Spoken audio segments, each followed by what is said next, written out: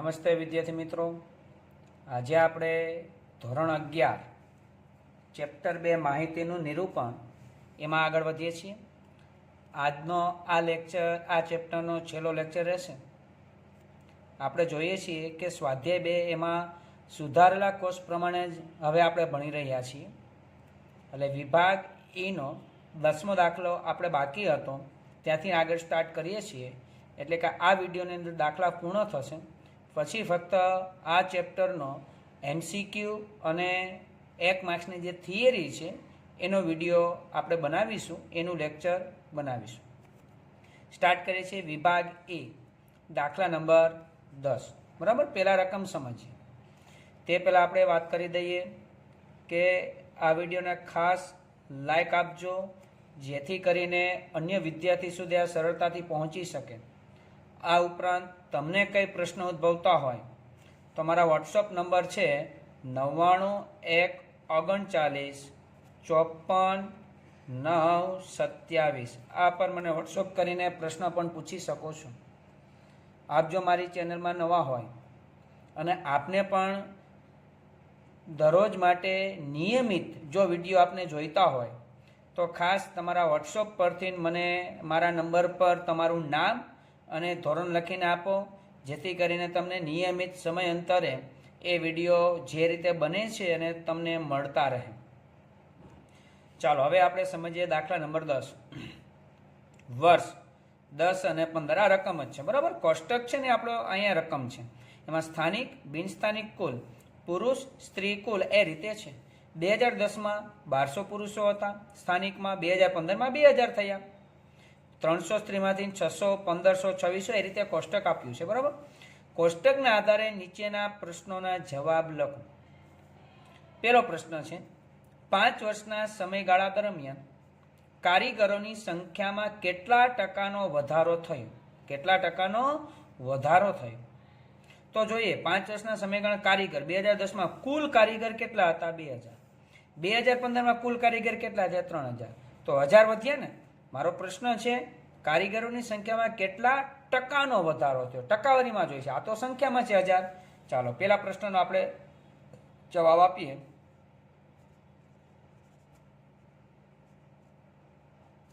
તો આપણે પહેલા લખીએ કારીગરોમાં થયેલો સંખ્યામાં વધારો. બરાબર, કારીગરોની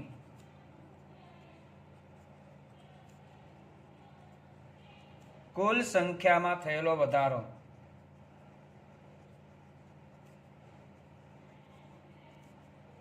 હવે પેલા કારીગર 2000 હતા, પછી 3000 થયા છે, એટલે કે 3000 માઇનસ 2000, એટલે જવાબ આપણો આવશે 1000. ટકાવારી પ્રમાણે આપણે જોવું છે તો અહીં લખવું પડશે કારીગરોની સંખ્યાનો ટકાવારી વધારો. કારીગરોની સંખ્યાનો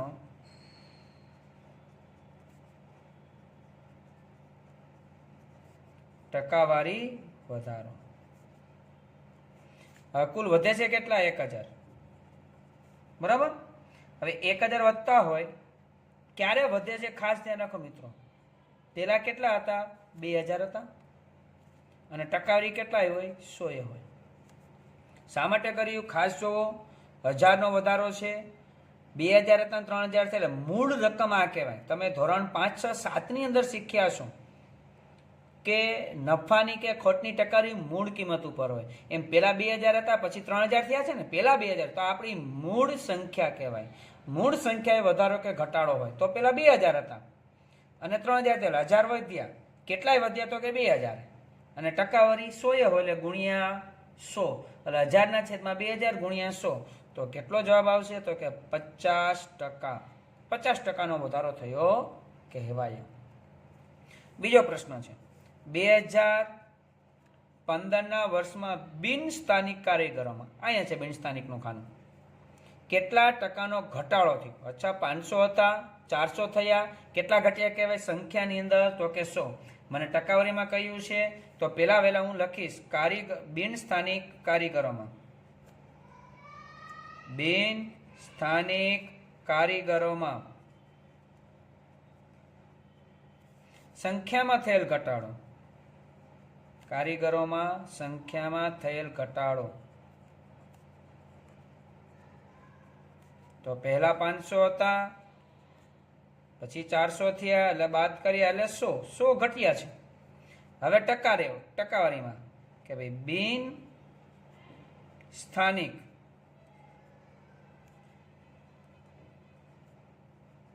કારીગરોની સંખ્યામાં ટકાવારી ઘટાડો. તો કેટલા ઘટ્યા છે? 100. ત્યારે પેલા કેટલા હતા? તો પ્રથમ કેટલા હતા? 500. મૂળ કિંમત આ કહેવાય, પછી આ થયું છે ને, પેલા આ છે એટલે છેદમાં 500. ટકાવારી 100 બરાબર. સાદુરૂપ આપતા આવશે 20%. 20%નો ઘટાડો થયેલો જોવા મળે છે. ત્યારબાદ ત્રીજો પ્રશ્ન છે, 5 વર્ષના સમયગાળામાં પુરુષ અને સ્ત્રીઓની સંખ્યામાં અનુક્રમે કેટલા ટકાનો વધારો થયો? તો એમાં કુલનું ખાનું જોવું પડે. પુરુષ અહીં સ્થાનિક અને બિન સ્થાનિક. પુરુષ 1500 હતા, કેટલા થયા? 2300. સ્ત્રી 500 હતી, કેટલી થઈ? 700. વધ્યા છે ને, પણ કેટલા ટકાનો? તો ટકાવારી વધારો. એમાં આપણે ડાયરેક્ટ ટકાવારી વધારો જોઈશું. એમાં આ જે સંખ્યામાં નહીં જોઈએ, સંખ્યામાં મૌખિક જોઈ લઈએ. ચાલો આપણે લખીએ છીએ કે ભાઈ પુરુષોની સંખ્યામાં થયેલો ટકાવારી વધારો. પુરુષોની સંખ્યામાં થયેલ ટકાવારી વધારો. પેલા પુરુષ છે કેટલા? 1500. કેટલા થયા? 2300. કેટલા વધ્યા? 800. 800 વધ્યા ને, એટલે 800 વધારો અંશમાં. છેદમાં મૂળ કિંમત. પેલા મૂળ કેટલા હતા? 1500. પેલા 1500 પુરુષ હતા ને, એટલે મૂળ. અને ટકાવારી પ્રમાણે ગુણ્યા 100. સાદુરૂપ આપતા આવશે જવાબ 53.33%. આ પુરુષોમાં. એ જ રીતે સ્ત્રીઓની અંદર આપણે કરીએ. સ્ત્રીઓની સંખ્યામાં થયેલ ટકાવારી વધારો. 500 હતી સ્ત્રીઓ, 700 થઈ, કેટલી વધી છે? 200. તો વધારો અહીંયા આવશે 200 સંખ્યામાં. છેદમાં મૂળ કિંમત. મૂળ કિંમત એટલે 500 કહેવાય પહેલા, એટલે 500 અને એને ગુણ્યા 100. સાદુરૂપ આપતા જવાબ આવશે 40%. તમારો જવાબ ફક્ત આ છે, આ રકમ છે. આના તમને 2 માર્ક્સ મળી શકે છે. આગળ વધીએ. હવે તમે જોઈ રહ્યા છો વિભાગ F અને એમાં દાખલો 5મો. તમને થશે સાહેબ આગળના 4 દાખલા તો અત્યારે આપણે ફક્ત સુધારેલા કોર્સ પ્રમાણેના જ દાખલા ભણીએ છીએ, એટલે તમારે બીજી વધારાની મહેનત કરવાની જરૂરિયાત નથી. સુધારેલો કોર્સ એ પ્રમાણે જ ભણીએ છીએ. તો આ ચેપ્ટરમાંથી ફક્ત આવા કોષ્ટકવાળા જે દાખલા છે ને એ જ પૂછાવાના છે. એના સિવાયનો એક પણ દાખલો થી ઓછા, થી વધુ, આકૃતિવાળા દાખલા કોઈ પણ પૂછવાના હવે જે નીકળી ગયા છે. આપે ફક્ત આ જ દાખલાઓની પ્રેક્ટિસ કરવાની રહેશે. એટલે ડાયરેક્ટ 5મો દાખલો એટલે કે વિભાગ Fનો છેલ્લો દાખલો પ્રેક્ટિસ કરી છે. એટલે જ શરૂઆતમાં કહ્યું હતું કે દાખલાઓ માટેનું આ છેલ્લું લેક્ચર છે, બરાબર. ત્યારબાદ આ ચેપ્ટરનો એક વિડીયો બનશે જેમાં થિયરી સ્વરૂપે અને MCQ સ્વરૂપના દાખલાઓ હશે અને એનો અભ્યાસ કરીશું. ચાલો દાખલા નંબર 5. આ દાખલો પણ IMP છે આપણા માટે. પહેલા રકમ સમજી લઈએ. એક યુનિવર્સિટીના વિદ્યાર્થીઓનું વિદ્યાશાખા અને જાતિ અનુસાર વર્ગીકરણ કરવામાં આવ્યું. અચ્છા, ચોખવટ જ કરી દીધી. વિદ્યાશાખા અને જાતિ 2 જ વસ્તુ આપી દીધી છે, બરાબર. તો વિદ્યાશાખા કઈ કઈ છે? તો પહેલા હું અહીંયા લખી લઉં છું વિદ્યાશાખા.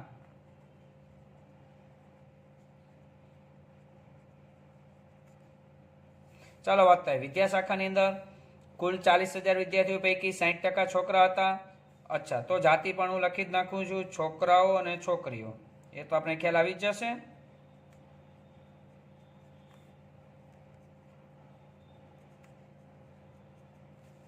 ઇજનેરી શાખામાં છોકરીઓની સંખ્યા વાણિજ્ય વિદ્યાશાખાની છોકરીઓ કરતા 3 ગણી હતી. ચાલો પેલું આવ્યું ઇજનેરી શાખા, બરાબર. એટલે આપણે અહીં લખીએ છીએ ઇજનેરી અને બીજું આવ્યું છે વાણિજ્ય શાખા. આગળ દાક્તરી શાખામાં એટલે આવ્યું છે દાક્તરી શાખા. આગળ 15% વિજ્ઞાન શાખામાં, તો ચોથા નંબર પર આવ્યું છે વિજ્ઞાન શાખા. આગળ વધીએ. કુલ સંખ્યાનો 20% સંખ્યા સમાન ભાગની. જ્યારે વિજ્ઞાન શાખામાં, તો 5મા નંબર છે વિજ્ઞાન.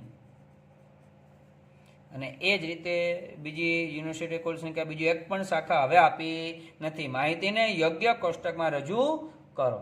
તો આપણે ફક્ત વિદ્યા શાખા અને જાતિ અનુસાર બનાવવાનું રહેશે કોષ્ટક. ચાલો પહેલાં હું કોષ્ટક ડ્રો કરું છું અને એ રીતે ફરીથી રકમ વાંચીએ.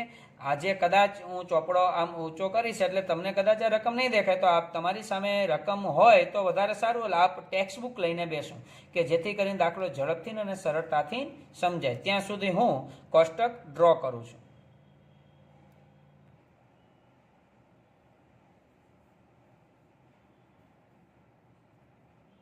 આ રીતે આપણે કોષ્ટક ડ્રો કરીએ છીએ. આપ ટેક્સ્ટ બુક લઈને બેસી ગયા હશો. 5-10 સેકન્ડ આપણે વેઇટ કર્યું છે. હવે આગળ ચાલુ કરીએ. વિદ્યા શાખા આપી દીધું, છોકરા છોકરી અને કુલનું ખાનું. બરાબર. ચાલો હું રકમ વાંચતો જાઉં છું અને ખાના આપણે પૂરતા જઈએ છીએ. એક યુનિવર્સિટીમાં વિદ્યાર્થીનું વિદ્યા શાખા અને જાતિ અનુસાર વર્ગીકરણ કરવામાં આવ્યું. ત્યારે કુલ 40,000 વિદ્યાર્થીઓ પૈકી હવે કુલ સંખ્યા કેટલી હતી? તો કે 40,000. 40,000 સંખ્યાઓ પૈકી 60% છોકરાઓ હતા. એટલે 6×4 = 24. તો 24,000 છોકરાઓની સંખ્યા, તો 16,000 છોકરીઓની સંખ્યા હશે. એટલે 16,000. ઇજનેરી શાખામાં, ઇજનેરી અહીંયા છે, ઇજનેરી શાખામાં છોકરીઓની સંખ્યા વાણિજ્ય વિદ્યા શાખાની છોકરીઓ કરતાં 3 ગણી હતી. વાણિજ્ય કરતાં. હવે આપણી પાસે વાણિજ્ય અત્યારે છે જ નહીં, તો ઇજનેરીની પૂરી શકાય નહીં. તો હું અત્યારે મારા રકમની અંદર ટીક માર્ક કરું, ઇજનેરી બાકી છે એમ તમે તમારી ટેક્સ્ટ બુકની અંદર ટીક માર્ક કરી શકો છો. ઇજનેરી અંદર નીચે અંડરલાઈન કરી આપો. આગળ વાંચીએ છીએ. એ અત્યારે ખાનું પૂરી શકાશે નહીં.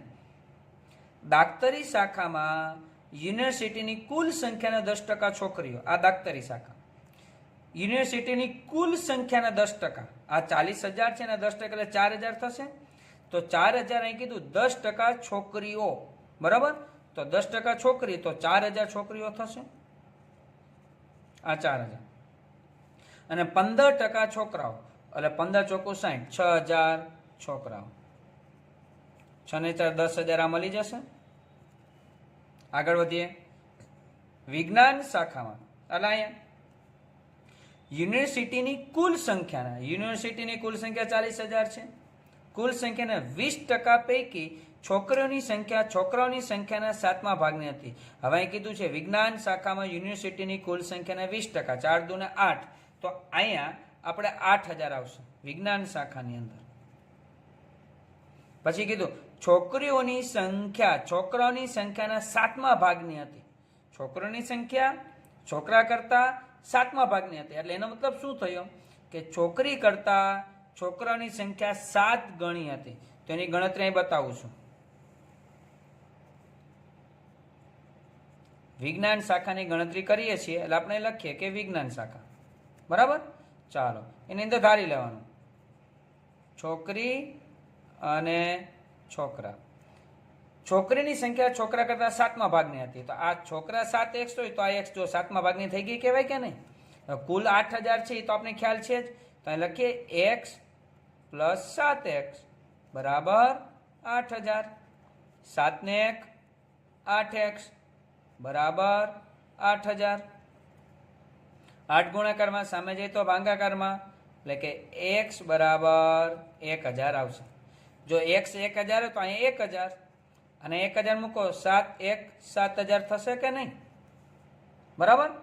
ચાલો તો છોકરીઓની સંખ્યા 1,000 વિજ્ઞાન શાખામાં અને છોકરાઓ 7,000.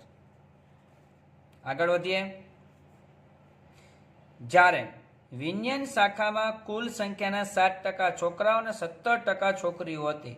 ચાલો વિજ્ઞાન શાખા 7% છોકરાઓ એટલે 7 4 28 2800 અને 17% છોકરીઓ 17 ચોખ્ખું 17 34 દુ 68 6,800. એ બેનો સરવાળો 6 ને 1 7 8 9 9,600. બરાબર. ચાલો આગળ વધીએ. વિજ્ઞાન શાખા પછી વાણિજ્ય શાખામાં વિદ્યાર્થીઓની સંખ્યા યુનિવર્સિટીની કુલ સંખ્યાના 3.75%. આના 3.75% હતી તો 4000ના 3.75% એટલે 1500 થશે. કેટલા થશે? એટલે વાણિજ્ય શાખામાં. હવે આગળ અમે કીધું જેમાં છોકરા અને છોકરીઓનું પ્રમાણ 3:7 હતું. અચ્છા, તો એની ગણતરી આપણે બતાવવી પડશે. ચાલો એની ગણતરી નીચે બતાવું છું અને લખું છું વાણિજ્ય શાખા. હવે અહીંયા 3:7 છોકરા અને છોકરી, તો ધારી લઈએ છોકરા અને છોકરી 3:7 એટલે કે 3x અને 7x. હવે આપણે ખબર છે કે બંનેથી સરવાળો કેટલો થાય છે? 1500. એટલે આમ લખી શકીએ 3x + 7x બરાબર 1500. 7 ને 3 10x બરાબર 1500. 10 ગુણાકારમાં સામે જાય તો ભાગાકારમાં એટલે 150 આવે. x બરાબર 150. x ની જગ્યાએ 150 મૂકો. 15 તેરી 45 એટલે 450. 15 સત્તા 105 એટલે 1050. તો છોકરાઓની સંખ્યા 450, છોકરોની સંખ્યા 1050. ઓકે, ચાલો હવે અહીં ઉપરના બ્રેકેટ ખાલી છે તો આ 40,000 માંથી આ 4 સંખ્યા બાદ કરો. પહેલા સૌપ્રથમ કેલ્સી વડે તમે કરો અને તમને ખ્યાલ આવશે કેલ્સી લઈને જ બેસું. આપણે આંકડાશાસ્ત્રનો તમે લેક્ચર ભરતા હોઈએ તો તમારે ખાસ ટેક્સ્ટ બુક અને કેલ્સી ભેગી જ રાખવું, જેથી કરીને તમે મને વચ્ચે વચ્ચે જવાબ બી આપી શકો અને પ્રેક્ટિસ પણ કરી શકો. ચાલો અહીં આવશે 10,900. 16,000 માંથી આ 4 આંકડા બાદ કરો અને કેલ્સી વડે તમે જવાબ મને આપી શકો છો. કોમેન્ટ્સની અંદર પણ લખી શકો છો. અચ્છા, એ આવે છે 31,50 બરાબર. 24,000 માંથી 4 આંકડા બાદ કરો, અથવા તો હવે આમ બે થઈ શકે 10,900 - 31,50 એટલે તમને ઇજનેરી શાખાની મળે. ચાલો બાદ બાકી કરો. 7,750. ઓકે, ચલો ઓકે. ચાલો વિદ્યાર્થી મિત્રો, અહીં આપણે આ દાખલો પણ પૂર્ણ થાય છે. આપને દાખલો સમજાઈ ગયો તો ખાસ વિડીયોને લાઈક આપો, જેથી અન્ય વિદ્યાર્થી સુધી સરળતાથી વિડીયો પહોંચી શકે. અને તમને બી કંઈ પણ પ્રશ્ન હોય તો અમારા વોટ્સઅપ નંબર અગાઉ મેં કઈ રીતે 993954 પર મને પ્રશ્ન પૂછી શકો છો. તમારા પ્રશ્નનું નિરાકરણ હું કરી શકીશ. આપ આ વિડીયોની અંદર નવા હોય તો તમારા વોટ્સઅપ નંબર મને આપવા માટે તમારા વોટ્સઅપમાંથી મને તમારું નામ અને ધોરણ લખીને આપો, જેથી નિયમિત તમને ધોરણ 11ના સુધારેલા કોર્સ પ્રમાણેના વિડીયો મળતા રહે. સારું, ચાલો નેક્સ્ટ વિડીયોની અંદર આપણે મળીશું. ત્યાં સુધી બધા જ વિદ્યાર્થી મિત્રોને જય સ્વામિનારાયણ, જય શ્રી કૃષ્ણ.